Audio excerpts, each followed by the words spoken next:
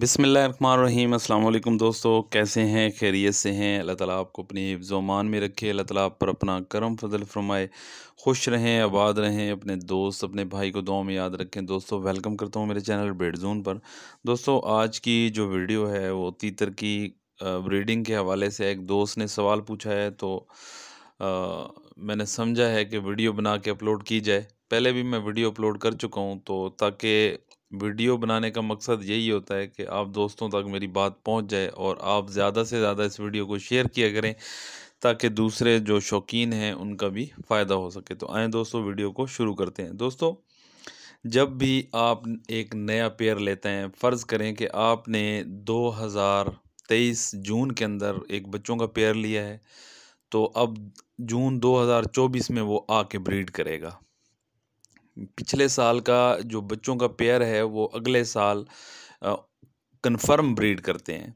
जो नए पट्ठे होते हैं ना, वो थोड़ी सी मुश्किलात का शिकार ज़रूर होते हैं, क्योंकि मादा तीतर जो है वो पहली दफ़ा अंडे दे रही होती है, तो काफ़ी अंडों के दौरान जो है वो बीमार भी हो सकती है और वो अंडे लेट भी शुरू कर सकती है। लाज़मी नहीं है कि वो, अगर आपने जून 2023 के अंदर बच्चे लिए थे, तो वो अगले साल जून 2024 के अंदर वो कन्फर्म ब्रीड करें। ऊपर नीचे भी हो सकता है, पहले भी हो सकता है कि जब मादा तीतर फर्स्ट ब्रीड कर रही होती है, तो उसको बड़ी तकलीफ़ और परेशानियों का सामना होता है, जो कि बज़ाहिर हम इंसानों को नज़र नहीं आता। ये एक कुदरती अमल होता है अल्लाह ताला की तरफ से। ब्रीड वो ज़रूर करते हैं, जब ये वो साल के होते हैं, ब्रीड वो कन्फर्म ब्रीड करते हैं।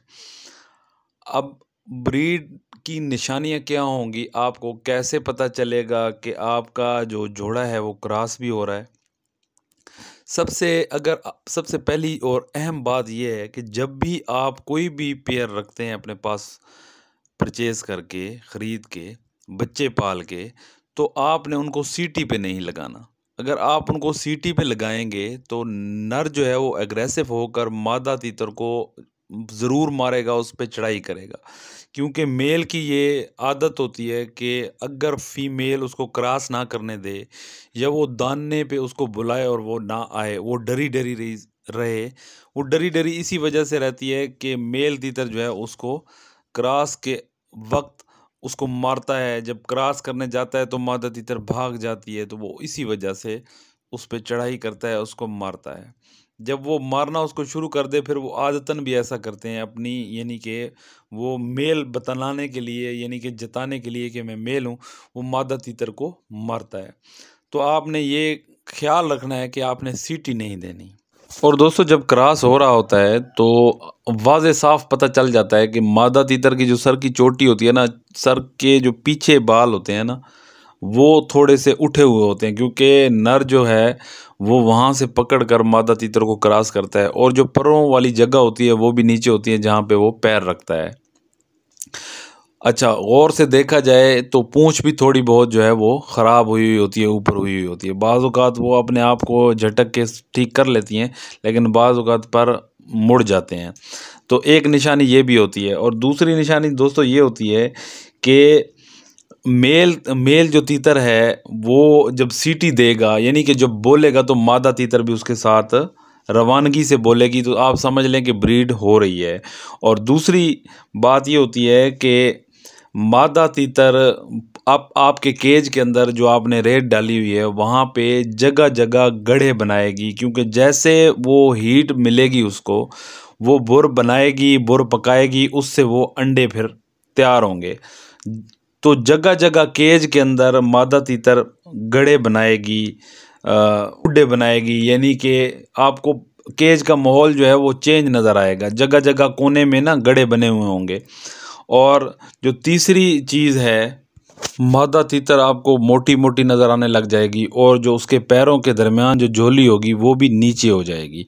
वो आप अंदाज़ा लगा सकेंगे कि यार ये जो झोली इसकी नीचे है, तो अब इसने अंडा देना है। और जो आपने घोंसला बनाया हुआ है, मादा तीतर रोज़ की बुनियाद पर वहाँ पे जाएगी, जाके घोंसले को ठीक करेगी, फिर बाहर निकल आएगी, बैठेगी, फिर बाहर निकल आएगी। ये एक ख़ास निशानी होती है कन्फर्म कि आपकी मादा तीतर एग देने वाली है।